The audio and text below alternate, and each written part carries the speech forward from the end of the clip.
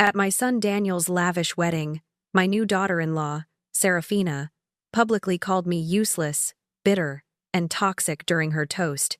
Even though I'd paid for it all, my son's face went white. I just smiled, then retrieved a small suitcase. She called me dead weight. I knew I'd noticed a few interesting things about her. This is my story. Like, share, and let me know where you're listening from. The day was supposed to be a celebration, a symphony of joy for my son, Daniel. Instead, it became the stage for my public humiliation, a grotesque tableau painted in the hues of white lace and simmering resentment. The grand ballroom of the opulent hotel shimmered under the chandeliers, a testament to the meticulous planning and the exorbitant cost that I, Eleanor, had largely borne. Every crystal, every perfectly arranged floral centerpiece, every carefully plated gourmet dish, they were all silent witnesses to what was about to unfold. I watched Daniel, handsome and beaming in his tuxedo, standing beside Serafina, his bride. He looked happy, truly happy, and for a fleeting moment, a mother's heart swelled with pure, unadulterated pride.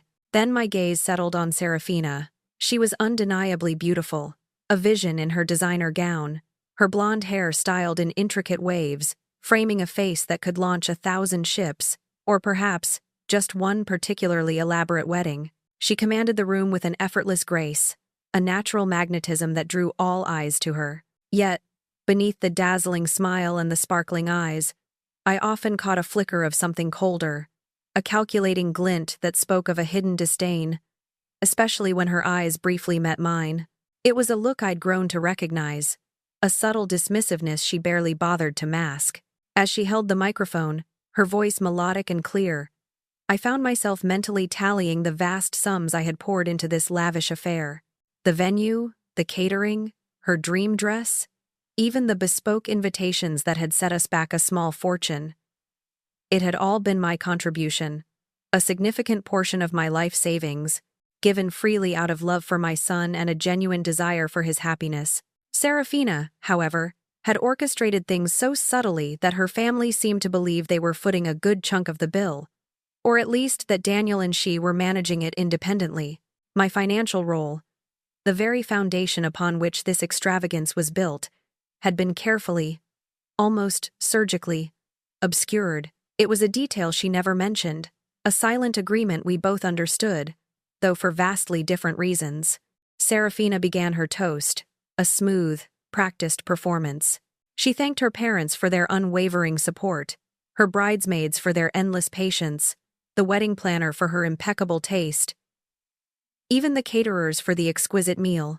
Her words flowed like honey, sweet and effusive, touching on every guest, every minor detail. The room hummed with approval, guests nodding, smiling, raising their glasses.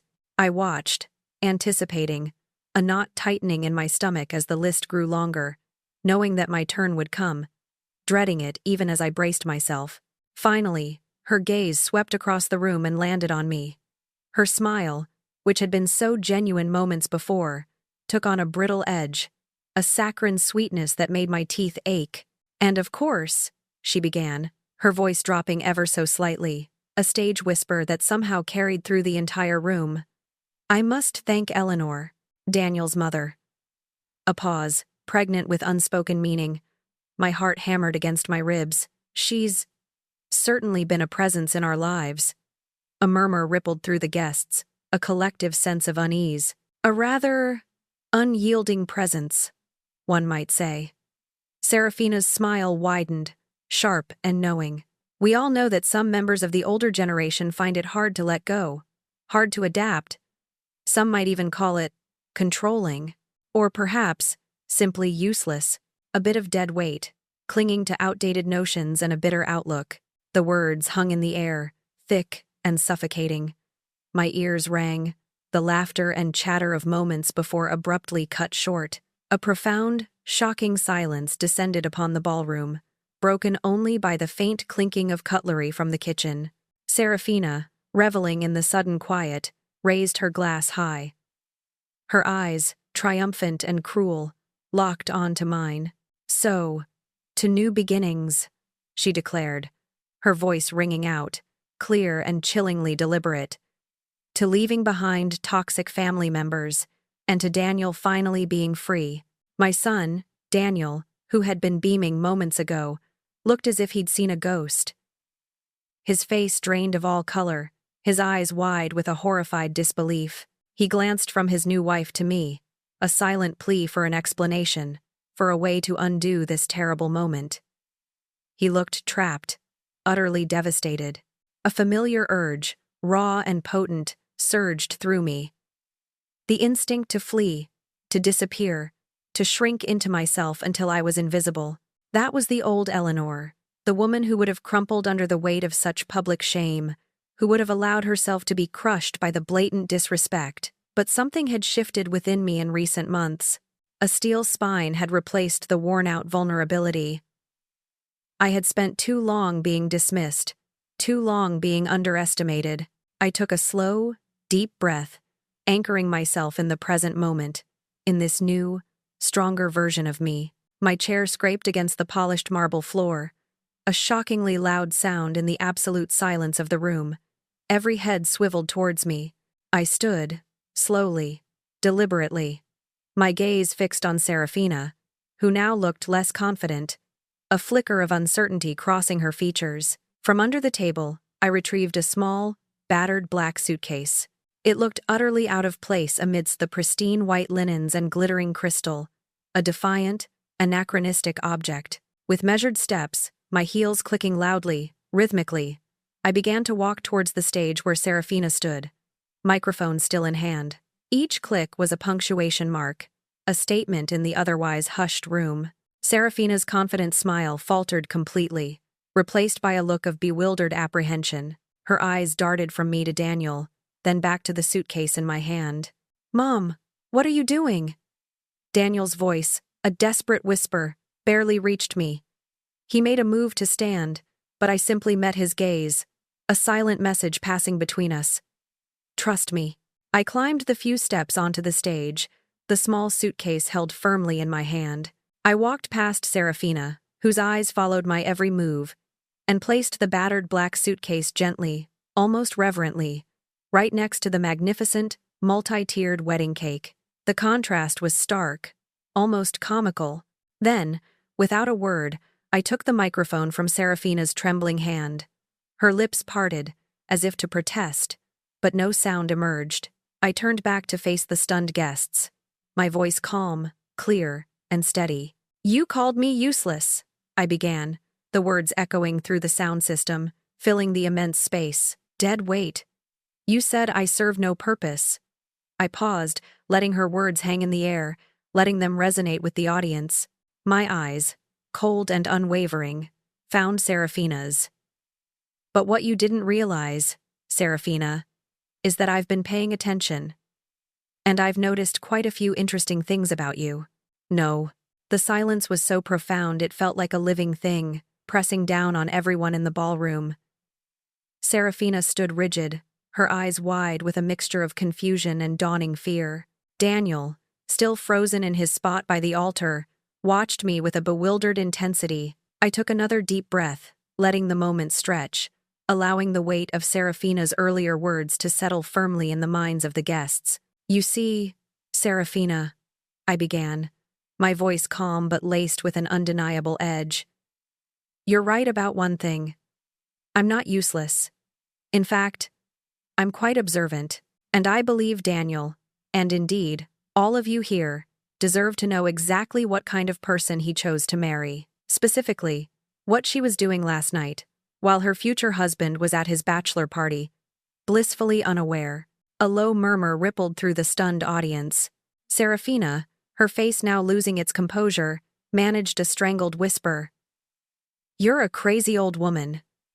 You don't know what you're talking about." Her voice, usually so confident and clear, now trembled, barely audible. I smiled, a slow, knowing smile that didn't quite reach my eyes. "Perhaps," I conceded, my voice still amplified by the microphone, "but I'm a crazy old woman with excellent eyesight and very good friends in low places." With that, I bent down to the small, battered black suitcase, sitting conspicuously beside the pristine white wedding cake. The contrast between the two objects was stark, a visual metaphor for the truth I was about to reveal. The air crackled with anticipation. The guests leaned forward, their faces a mixture of shock and morbid curiosity. With a deliberate motion, I unlatched the first clasp. The sharp, metallic click resonated through the microphone, echoing in the vast, quiet room like a gunshot. Then I unlatched the second. I slowly lifted the lid, revealing not clothes or toiletries, but stacks of neatly organized photographs and thick envelopes filled with documents. The collective gasp from the room was palpable. I reached in and carefully extracted an 8x10 photograph. It was a high-quality print, crisp and clear. Holding it firmly between my thumb and forefinger, I raised it high for everyone to see. The image on the glossy paper was unmistakable. It showed Serafina, illuminated by the harsh glow of streetlights, locked in a passionate embrace with a dark-haired man. Her arms were wrapped around his neck, her body pressed against his, their lips meeting in a fervent kiss. The backdrop was the distinctive entrance of a Marriott hotel, its illuminated sign clearly visible in the background. The man was definitely not Daniel. A wave of shock washed over the room. Gasps erupted, louder this time, followed by a torrent of whispers. "Oh my God! Is that her? Who is that man?" A few guests, seemingly unable to process the scene, discreetly began to gather their belongings, their faces etched with discomfort. "This photograph," I announced, my voice cutting through the rising cacophony, "was taken at precisely 11:47 p.m. last night, just hours before she was to marry my son, after she told Daniel she had a splitting headache and needed to go home to rest for the big day." Serafina's face, already pale, now turned an ashen white. Her jaw hung open, her eyes wide and unfocused. The beautiful bouquet of white roses and lilies she had been holding slipped from her nerveless fingers, tumbling to the floor with a soft thud, its petals scattering like shattered dreams. She stumbled back a step, nearly tripping over her gown. "That's not—" "How did you?" Her voice was barely a choked whisper, a desperate plea mixed with utter disbelief. I ignored her, calmly reaching into the suitcase for another photograph. This one was slightly smaller, a candid shot. I held it up. It showed Serafina and the same dark-haired man, walking hand in hand down a bustling street, their faces alight with laughter, their bodies close. A picture of intimate familiarity. They looked happy, carefree, completely absorbed in each other. "And for those of you wondering who this gentleman is," I continued, my voice betraying no emotion, "his name is Julian Hayes, a prominent real estate developer. And yes, he is very much married. He and Serafina have been seeing each other for the past 8 months. Apparently, their relationship blossomed right around the time Daniel first introduced Serafina to me." The room erupted again, this time with a mixture of outrage and disbelief. Heads swiveled between me, Serafina, and Daniel, who stood rooted to the spot, his face a mask of dawning horror. The color had completely drained from his face, leaving it ashen. His eyes, fixed on the photographs, were wide with a terrible realization. He looked utterly broken. "Mom, what is this?" His voice was hoarse, barely a whisper. "What are you doing?" He started to move towards the stage, his movements slow, as if wading through thick mud. The words were not a question of confusion, but a cry of profound pain and betrayal. I met his gaze, my heart aching for the hurt I knew I was inflicting, but resolute in my conviction. This truth, however brutal, had to be revealed. "I'm showing you who you really married, sweetheart," I told him, my voice softening just for a moment. For him alone. "I'm showing you the real Serafina." The atmosphere in the ballroom had transformed from one of celebration to utter disbelief and outrage. The murmurs had grown louder, a cacophony of whispers and gasps. Daniel, still on the verge of collapsing, looked up at Serafina with a raw, desperate hope in his eyes. "Serafina, please tell me this isn't real," he whispered, his voice cracking, barely audible above the rising din. Serafina, her face now a patchwork of fear and defiance, turned to him, her hands reaching out in a frantic, wild gesture. "She's lying, Daniel." She's a crazy old woman. She's trying to ruin us, ruin our day. She then swung her gaze back to me, her eyes blazing with fury. This is fake. All of it. She probably hired some actor, too, to make it look like me. I merely offered a placid smile, a stark contrast to her rising hysteria. Oh, my dear, I said, my voice calm, almost maternal, yet chillingly firm. We're just getting started. I reached back into the black suitcase and pulled out a thick manila folder. From it, I extracted a stack of neatly printed papers, emails and text messages, dated and meticulously organized. You see, I explained, holding up the stack. I have a wonderful neighbor whose grandson, Leo, is a whiz with computers. A digital wizard, you might say. And it's astonishing what one can recover from an unlocked phone that's been accidentally left lying around. Especially when those messages have supposedly been deleted. I paused, letting the implication sink in. Serafina's mouth opened and closed soundlessly, her eyes wide with terror. Now, I have here a rather extensive collection of your correspondence with Mr. Julian Hayes. It seems you two have been quite busy, planning not just your little trysts, but your entire future. Would anyone like me to read some of the more explicit messages aloud? I assure you, they paint a very vivid picture. Before I could even suggest a particular date, Serafina exploded. She let out a guttural scream, a primal sound of rage and desperation, and lunged towards me. No! You had no right! You violated my privacy! You crazy old hag! Her hands clawed at the air, aiming for the papers in my hand. I calmly stepped back, just out of her reach, maintaining my composure. Privacy? I asked, my voice laced with disdain. You gave up your right to privacy the moment you decided to lie to my son, to string him along, and to use him for his money. This is not about privacy, Serafina. This is about honesty. Something you seem to know very little about. By now, the entire room was in chaos. Dozens of guests had pulled out their phones, some openly recording, others furiously texting. The wedding had become a spectacle, a real-life drama playing out before a captive audience. Serafina's parents, who had been sitting at a nearby table, looked utterly mortified, their faces red with shame and distress. Her mother had buried her face in her hands, while her father sat rigidly, his jaw clenched. I found a particular message I wanted to share. I cleared my throat, the microphone amplifying the smallest sound. Here's one. Sent by Serafina to Julian just last week, I announced. I began to read, slowly, clearly, letting each word hang in the air. Can't wait for this wedding circus to be over. Daniel is so boring in bed, but his trust fund makes up for it. 2 more years and I can file for divorce with enough alimony to keep us both comfortable. Then we can finally be together openly. A collective gasp, louder and more horrified than any before, ripped through the room.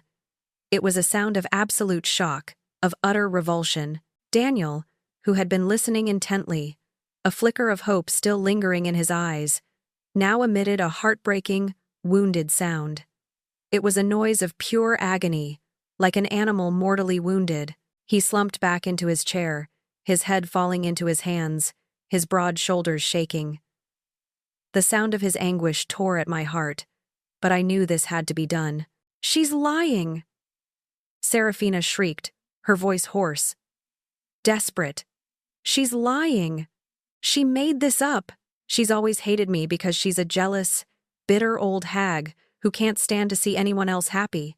She gestured wildly at the screens of the recording phones, as if to discredit them all. I remained unfazed. Did I make up the hotel receipts too? I asked calmly, my voice cutting through her tirade. I reached into the folder again, pulling out a handful of printed receipts and credit card statements. Because, Serafina, it seems you've been quite generous with my son's money. Not just on yourself, but on your secret lover. I held up a specific receipt, enlarging it slightly for the benefit of the nearby guests. Here's one from Tiffany & Co., a purchase for a rather expensive Rolex watch, valued at $2,400. Bought for Julian, Of course. The date? Just 2 weeks ago. The very same day you told Daniel you couldn't afford the specific flowers you wanted for the wedding, insisting he downgrade to a cheaper arrangement to save money. The revelation hit like a physical blow. More guests, disgusted and horrified, rose from their seats and began to make their way towards the exits, shaking their heads in disbelief. Serafina's father, who had been sitting frozen, his face a mask of stone, suddenly erupted. He slammed his fist on the table, the sound echoing through the receding crowd. His voice, thick with anger and betrayal, boomed across the room. "Serafina, is this true? Is any of this true?" His eyes, filled with a terrible mixture of rage and shame, bore into his daughter. The atmosphere in the ballroom was thick with tension, a suffocating mix of shock, outrage, and morbid fascination. Serafina's father's angry demand hung in the air, unanswered, as his daughter stood frozen, her face a mask of disbelief and rising panic. I let the silence stretch for a moment, allowing the full weight of the previous revelations to settle before delving deeper into the web of deceit. I retrieved another stack of documents from the folder, these thicker, filled with legal jargon. "And did you truly think—" I addressed Serafina, my voice cutting through the strained quiet, "that I wouldn't notice the subtle attempts? The casual questions about Daniel's will, the veiled suggestions about transferring ownership of his grandmother's house into our joint names for easier management?" My gaze swept over the remaining guests, many of whom were still recording, their eyes wide.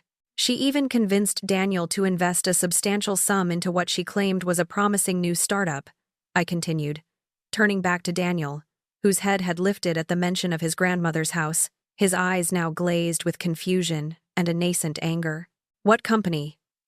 Daniel suddenly snapped, pushing himself forward in his chair, a flicker of his usual sharp intelligence returning to his eyes, albeit clouded by pain. "Serafina, you told me that was your brother's startup, the one he was so excited about in tech." Serafina's defiance momentarily crumbled.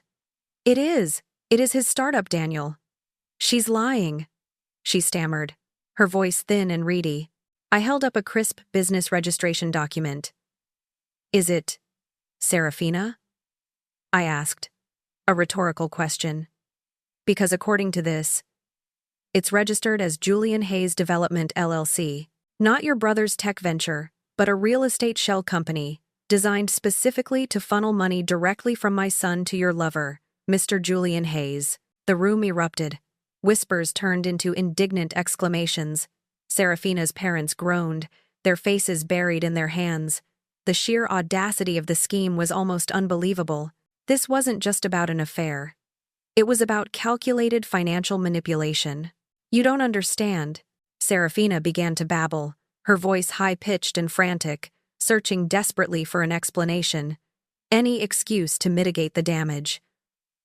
"There are things you don't know," he told me. "Just stop lying, Serafina." I cut her off, my patience finally wearing thin. "We all know what this is. A calculated, cruel betrayal, driven by greed. The only question now is, how much more humiliation are you willing to endure before you finally admit it?" I paused, letting my words sink in. Then, with a definitive snap, I closed the manila folder, setting it back into the suitcase. I reached in again, this time retrieving a small, exquisite velvet jewelry box. It was a dark, almost midnight blue, with intricate silver clasps. It looked expensive, important. I slowly unlapped it, lifting the lid to reveal emptiness. The box was hollow, lined with satin, but devoid of any precious contents. I held it up for all to see. "This box," I explained, my voice carrying clearly through the microphone, once held my grandmother's sapphire necklace. A breathtaking piece, worth upwards of $12,000. It was a family heirloom, passed down through generations, intended for Daniel's future wife, a symbol of our family's enduring love and trust. Daniel looked up, utterly bewildered. "Mom, you never mentioned a necklace," he said. His brow furrowed in confusion, clearly distracted from his deeper anguish by this new puzzle. "It was meant to be a surprise, sweetheart," I replied, a pang of sadness in my voice. A wedding gift, just for you two. Until, of course, it went missing. I looked directly at Serafina. I recall a few months ago, Daniel was away on a business trip, and I, unfortunately, came down with a terrible case of the flu. Serafina, you were so kind, so solicitous. You offered to come over, check on me, bring me soup. And while you were there, alone in my house, for several hours, the necklace disappeared. You're insane! Serafina shrieked, her voice cracking, her face contorted in disbelief. You actually think I would steal from you? I would never. This is a despicable lie. I reached into the suitcase one last time, pulling out a crisp, official-looking document. Oh, Serafina, I said, a sigh escaping my lips. You always underestimate me. This is a pawnshop receipt. From Goldsmith's Pawn. For a sapphire necklace, matching the description of my grandmother's. Dated 3 months ago. And look. Here's a photocopy of the identification used for the transaction. I held up the receipt, then a copy of Serafina's driver's license, clearly visible to anyone nearby. The room erupted again, a tidal wave of gasps and shocked exclamations. The level of Serafina's deceit was truly breathtaking.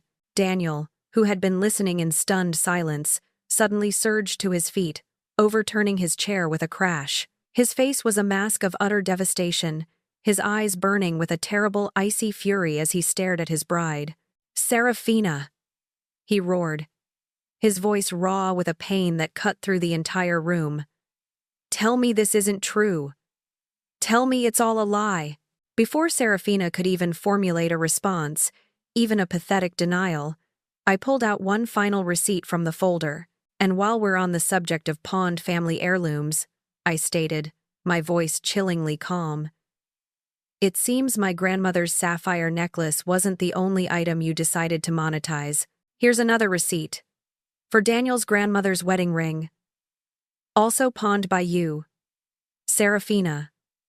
Just last month. The story so far has been a roller coaster, hasn't it? If you're as shocked as everyone in that ballroom, make sure to hit that like button, share this video, and subscribe so you don't miss what happens next. You won't believe how much deeper this betrayal goes.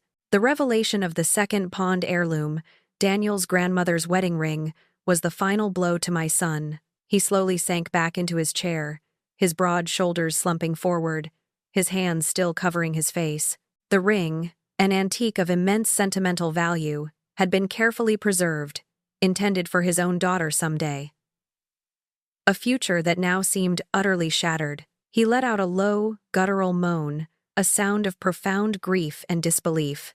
Yes, I stated, my voice echoing in the now mostly silent ballroom.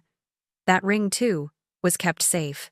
Until, that is, someone with a spare key to my house decided it was worth more as cold, hard cash.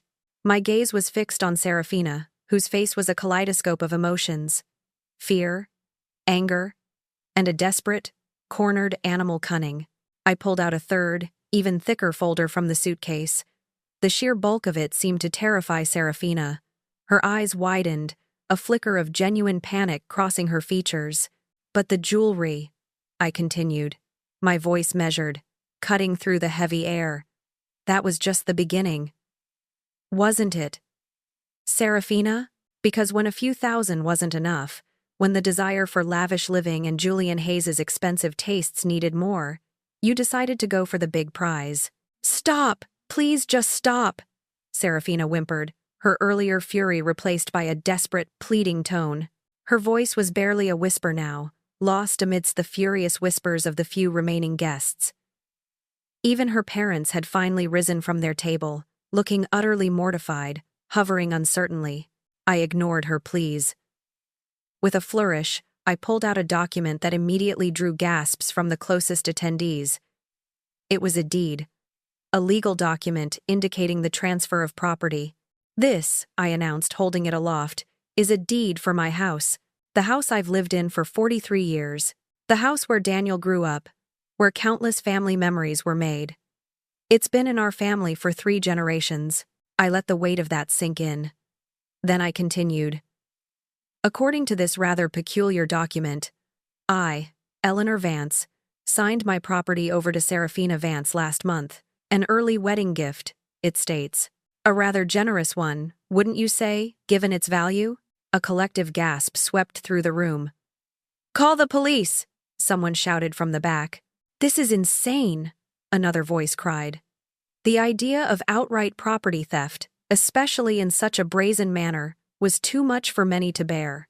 "But here's the crucial mistake, Serafina," I said, my voice dripping with cold satisfaction. The very same day I was in the hospital, recovering from my hip surgery. The very same day you, Serafina, volunteered to house sit for me, insisting I needed someone to keep an eye on things while I was incapacitated. Daniel, who had been listening with a sickening dread, now snapped his head up. His eyes, though still filled with pain, now showed a flicker of clarity, of understanding. That's a felony," he whispered, the legal implications finally dawning on him. Serafina, seeing her elaborate deception unravel, desperately tried to weave another lie. "I was just trying to help, Daniel. Honestly, I thought if the house was in my name, I could make sure she was taken care of. I was going to sell it and use the money to get her into a really good assisted living facility. She can't manage that big house anymore." Her voice was high-pitched, laced with a desperate, feigned concern. I merely smiled, a chilling expression devoid of warmth. "Is that so, Serafina?" I asked, pulling out yet another document. "Because this, my dear, is a listing agreement. From Harmony Estates. Dated just last week, it shows Serafina Vance as the sole owner, intending to sell my house for $450,000. Not for my care, of course, but for a quick sale, scheduled for the week you two were supposed to be on your honeymoon." I looked out at the stunned faces of the guests.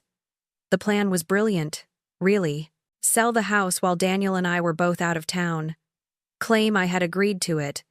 But, being an old woman, I'd simply forgotten.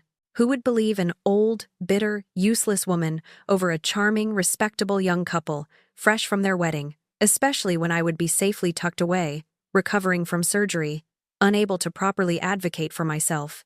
Serafina's protests grew weaker, her denials less convincing. She swayed slightly, her face pale. This was it. There was no escape now. But I wasn't quite finished. "And finally," I said, pulling out one last document, the pièce de résistance, just to ensure every possible base was covered. Serafina also forged this. I held up a formal document, emblazoned with an official-looking seal. A power of attorney, giving Serafina complete control over all my finances, my property, and even my medical decisions. Dated, coincidentally, on the very same day as the forged deed for my house. Daniel slowly, agonizingly, stood up again. His face was devoid of color, his eyes haunted. He looked from the document in my hand to Serafina, his bride, standing before him, utterly exposed. His voice, when it came, was a low, guttural growl, filled with raw, heartbreaking devastation. "You were going to steal everything from my mother. Everything." Serafina, cornered and desperate, finally snapped. All pretense of innocence or concern vanished, replaced by a raw, ugly vitriol. She screamed, her voice piercing the stunned silence. "She's an old woman. She's going to die soon anyway. Why should she hoard all that money and property when we could use it to build a life together? A real life." The silence was absolute, heavier than any before. Daniel stood, a broken man, staring at the woman he was about to marry, his voice raw with devastation. His accusation, "You were going to steal everything from my mother," everything, hung in the air, a stark indictment. Serafina's desperate, angry outburst about my supposed impending death and her entitlement to my wealth was the final, ugly truth, laid bare. I looked at Serafina, her face contorted, her composure completely shattered. "No, Serafina," I said, my voice calm, almost mournful. "I'm not dying soon, not nearly soon enough for your nefarious schemes. Your true motive was never to build a life with Daniel, but to use Daniel as a conduit, a means to an end, to marry him, gain access to an elderly woman you could easily rob and manipulate, and then dismiss me as an obstacle once you'd bled me dry. I paused, letting the severity of that statement sink into the minds of the horrified guests. But there's more, I continued, my voice taking on a chillingly quiet tone, a truly tragic part to this elaborate charade. Because all of these schemes, all this despicable behavior for money, all of it was for money that was never going to be yours anyway. Serafina, who had been standing, now seemed to deflate. She collapsed into the nearest chair, a beautiful velvet-covered seat meant for honored guests, looking utterly defeated. "What are you talking about?" she whispered, her voice barely audible, devoid of its earlier venom. I offered a grim smile. "Oh, my dear girl, we're not even close to finished yet." I reached back into the suitcase, pulling out a thick manila envelope. This one felt different, heavier, filled with a different kind of poison. "For months," I explained, holding up the envelope, "I've been collecting these. Evidence of a more insidious betrayal. While you were systematically attempting to bankrupt me, you were also systematically destroying my relationship with my son, with my family, with my friends, and even with his colleagues." I opened the envelope and pulled out a stack of printed emails. "Here, for instance," I said, my gaze sweeping across the room, "are copies of emails you sent, not just to Daniel's inner circle, but to extended family, old friends, and even some of his professional contacts. Emails designed to portray me as unstable, demanding, interfering, and generally a burden on my son." Daniel, who had slumped back into his chair, looking utterly lost, slowly lifted his head. "What messages?" he mumbled, confusion mixing with his profound pain. I selected one particular email. This one, for example, was sent to Daniel's cousin, Chloe, an email claiming I was controlling and paranoid, that I was developing early signs of dementia, and that my behavior was seriously straining Daniel's mental health and our relationship. I looked over at Chloe, who was sitting in the front row, her hand clasped over her mouth, her eyes wide with a mixture of shock and dawning understanding. Chloe gasped, a small, choked sound. Daniel's eyes, fixed on her, suddenly seemed to clear. He remembered all the times Serafina had subtly complained about me being clingy or overbearing, how I just didn't understand boundaries. He realized, with a sickening lurch, that Serafina had carefully, deliberately, fabricated these narratives. I pulled out another email. And here's one, sent to Daniel's boss, Mr. Harrison. An email falsely accusing me of constantly harassing his office, calling about Daniel's schedule, demanding to know his whereabouts, claiming I was an intrusive and overprotective mother, making his work life difficult. Daniel's face went white. A memory clicked into place. He suddenly understood why Mr. Harrison had, in recent months, seemed distant, less friendly, even slightly critical during performance reviews. The subtle shift in his professional relationships, which he had attributed to his own stress, now made horrifying sense. "But it gets better," I continued, my voice unwavering. I produced yet another email. This one was sent to our family doctor, Dr. Evelyn Reed, an email expressing deep concern for my mental state, detailing my wild accusations and paranoid delusions, no doubt referring to my growing suspicions about Serafina herself. Just then, a woman, elegantly dressed, stood up from a table near the back. It was Dr. Evelyn Reed. Her face was grim, her expression resolute. "Eleanor is right, Doctor," Reed stated, her voice clear and strong. "Miss Vance, Serafina, did indeed send me that email, and based on the concerns she raised, I felt it was my professional duty to ask Eleanor to come in for some preliminary cognitive testing." The revelation sent a fresh wave of shock through the room. It wasn't just about money. It was about systematically dismantling my credibility, my very sanity. I looked at Serafina, my quiet fury barely contained. "You created a paper trail, didn't you, Serafina? A manufactured history of my supposed mental decline. All so that, when the time came, you could have me declared legally incompetent, so you could take everything, without a fight. Daniel, his head spinning, grasped the full, monstrous scope of Serafina's manipulation. It wasn't just about stealing my money or my home. It was about isolating him, cutting him off from the very people who loved him, who would warn him. Every canceled family dinner, every missed phone call, every absent gathering where I was too upset or too angry to attend, it had all been Serafina's carefully orchestrated narrative. She played the victim, I explained to the room, and attributed every setback, every bit of friction, to my imagined instability. She weaponized my age, painting me as a fragile, forgetful old woman, prone to wild accusations. Serafina tried to protest, a weak, defeated sound. That's not true.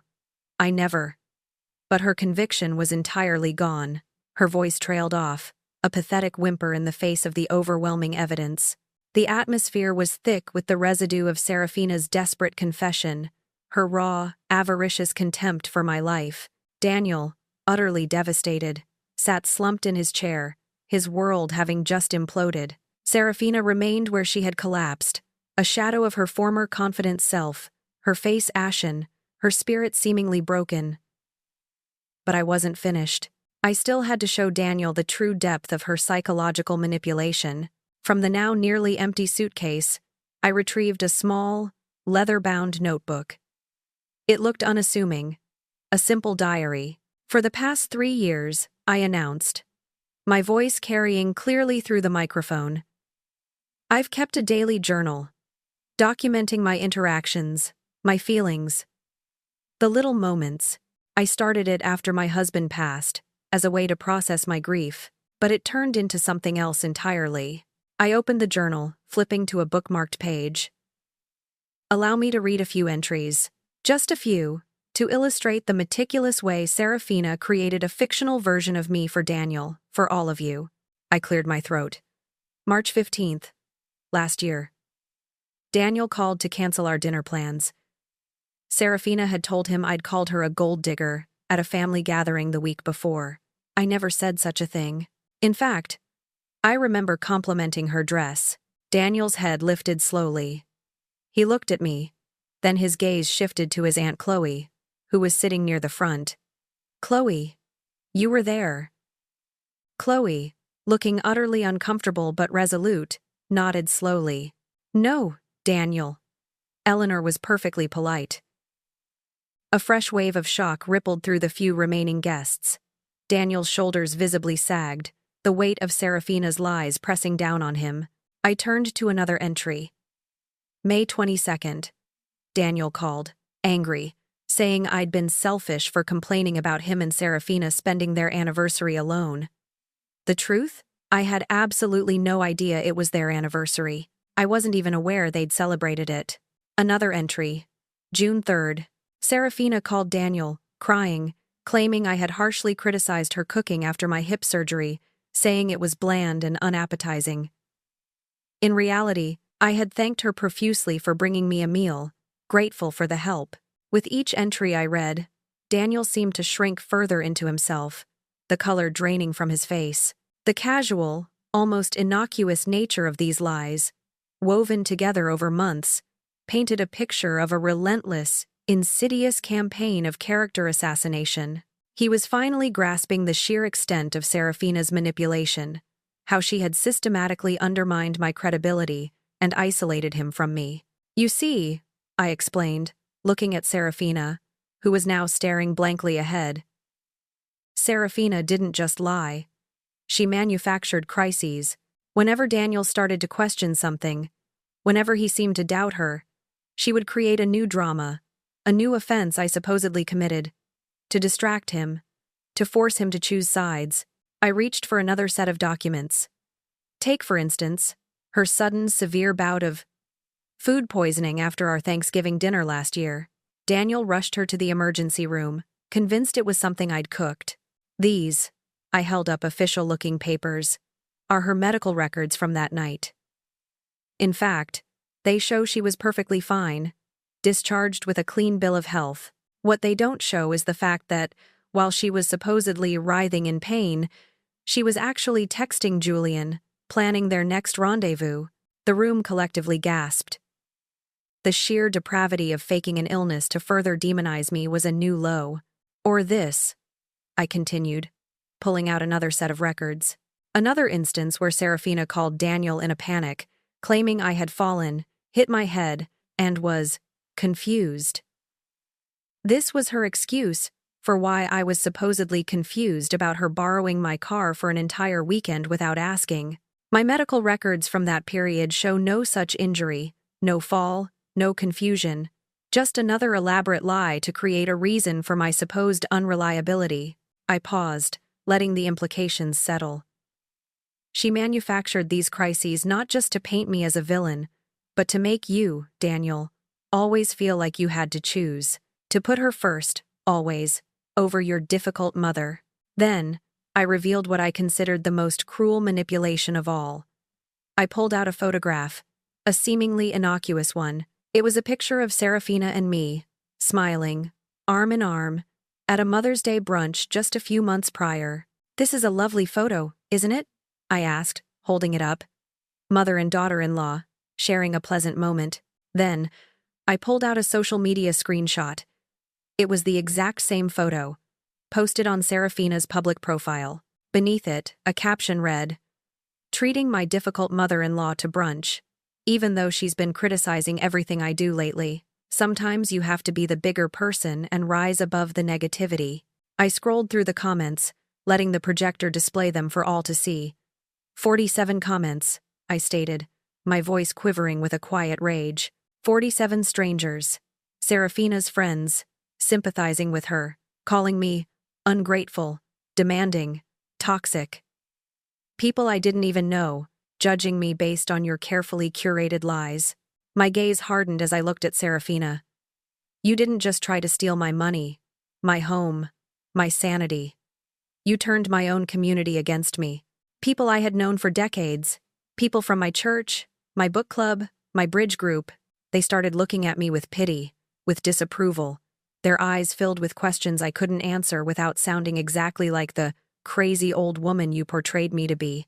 Daniel finally lifted his head, tears streaming down his face. He looked at me, his eyes filled with a raw, agonizing remorse. "Mom," he choked out, his voice broken. "I'm so sorry. I believed her." "Why wouldn't you? She was your wife. You trusted her. And she was very, very good at lying." The ballroom, once a tableau of lavish celebration, was now a wreckage of shattered illusions. Serafina's desperate, venomous outburst about my supposed impending death had silenced the room, leaving a chilling echo. Daniel sat slumped, utterly broken, while Serafina remained collapsed in her chair, a pathetic figure. I still held the microphone, my voice now softened, a quiet finality in its tone. "All of this," I said, sweeping my hand to encompass the ruined wedding and the exposed woman. "All of these elaborate schemes, the lies, the theft, the manipulation. All of it was built on a single, fundamental misunderstanding, a delusion that my money, my supposed vast wealth, was hers for the taking." From the depths of my suitcase, I pulled out one last piece of paper. It was a letter, crisp and official, bearing the letterhead of Stone and Blake Legal. The same lawyers Serafina so eagerly encouraged Daniel to use, convinced that updating my will would fast-track her to a hefty inheritance. My eyes met Serafina's, now wide with a dawning, terrible dread. "Would you like to know, Serafina, what you would have inherited?" Her lips parted, but no sound came out. She just stared, mesmerized and horrified.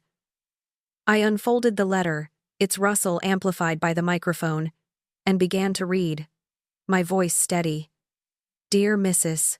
Eleanor Whitman, after completing our comprehensive review of your financial situation, we regret to inform you that your estate is currently worth $47,000. The room gasped, a single, collective exhalation of pure shock. $47,000. Not millions. Not hundreds of thousands. A paltry sum compared to the lavish wedding, the stolen heirlooms, the audacious property theft. I let the number hang in the air, the stark reality of it sinking in. You see, I continued, for the past 5 years, I've been living off credit cards and loans. My husband's medical bills, unexpected repairs, rising costs of living, my savings dwindled to almost nothing. The $450,000 house you so eagerly tried to steal, it has a mortgage balance of $390,000. My Social Security barely covers the interest payments. Serafina stared, her mouth agape. That's impossible, she whispered, her voice a reedy rasp. Daniel said you had money saved. He told me you were comfortable. I looked at Daniel, whose head had slowly lifted, his eyes filled with a fresh wave of agony. I was comfortable, sweetheart, I told him. But when you needed a new car, I mortgaged my home a little more. When you had an emergency expense, I took out another loan. And when you and Serafina wanted that $23,000 European vacation for your anniversary, I refinanced. Again, Daniel's face crumpled. Mom, why didn't you tell me? He choked out, tears streaming down his face. Daniel asked. I clarified, my gaze drifting back to Serafina. And she made it all sound like temporary loans, like I was swimming in money. My checking account balance, as of yesterday, $347. The finality of that number hung in the air. All of your scheming, Serafina. All of your vicious, cruel deception. For an inheritance that didn't even exist. Serafina's eyes rolled back in her head, and she collapsed completely, a lifeless heap on the expensive carpet. But I wasn't quite done. I pulled out a thicker, more intimidating document. A confidential investigation report. You see, when I realized the extent of your lies, I hired a private investigator, and what a treasure trove he found. Just then, 2 uniformed police officers, who had quietly entered the ballroom moments ago, approached the stage. One, a woman with a kind but firm face, spoke into a handheld radio. The other, a burly man, moved toward Serafina. Serafina, you're not just a conniving fraud, I said, my voice echoing through the microphone. You have a history, I read from the report. Your previous marriage, to a David Miller, ended in divorce after you emptied his bank accounts. Your criminal record includes 3 counts of check fraud, 2 counts of identity theft, and a particularly heinous charge of elder abuse in Oregon, against an 80-year-old woman named Mrs. Brenda Hayes, who suffered from early-stage dementia. I looked at Serafina's unconscious form. You were planning the exact same thing for me, weren't you? The female officer stepped forward, her voice clear and authoritative. Serafina Vance, you are under arrest for multiple counts of parole violation, identity theft, and fraud, she then added, almost as an aside. You're also known by the aliases Serafina Chen and Serafina Roberts. At the sound of arrest, Serafina's eyes fluttered open. She saw the officers, her terror palpable. With a sudden, desperate surge of adrenaline, she tried to scramble to her feet, to run. But her legs, weakened by shock and perhaps the sheer weight of her lies, gave out. She fell awkwardly, a heap of white lace and shattered dreams. She began to sob, a pathetic, gut-wrenching sound. I love him, she wailed, reaching a trembling hand towards Daniel. Everything I did was for us, for our future. The officers quickly restrained her, reading her rights as she continued to babble incoherently. Then, the second officer, a man with a stern expression, turned to Daniel. Mr. Vance, he said, his voice flat. I'm afraid there's one more thing. Our investigation revealed that Serafina Vance is currently, and legally, still married to Mr. Julian Hayes. This means your marriage, if it had proceeded, would have been legally invalid. Daniel, who had just begun to process the financial ruin and criminal past, now absorbed this final, crushing blow. The woman he loved, the woman who had systematically dismantled his life, was not only a criminal, a fraud, and a cheat, but she had never even been truly available to him. He was utterly broken, his face devoid of emotion, a vacant stare in his eyes. I watched as the officers led Serafina away, her wedding gown dragging ignominiously on the floor. Then, with a profound sense of weary relief, I slowly closed the lid of my small, battered black suitcase. It was over. 3 weeks later, a fragile peace began to settle over my home.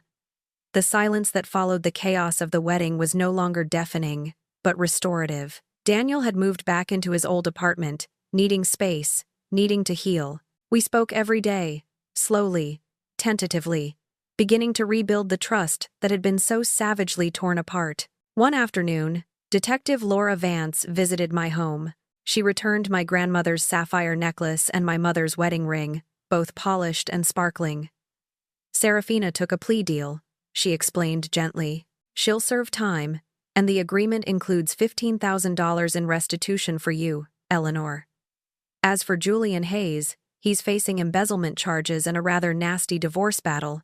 Daniel, still raw but slowly mending, started coming over, not just to talk, but to cook for me. Simple meals, prepared with an earnestness that melted my heart. It was a new kind of connection, born from shared pain, forged in understanding. I, in turn, found a freedom I hadn't realized I craved. Freedom from the need to always be the strong one, the provider, the one everyone leaned on. I started to rediscover my own worth, not in what I could do for others, but in simply being myself.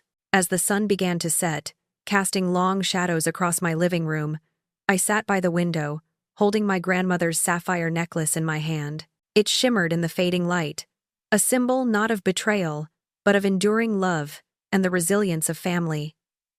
I had chosen freedom, chosen truth, chosen myself, and as the darkness gathered outside, I smiled.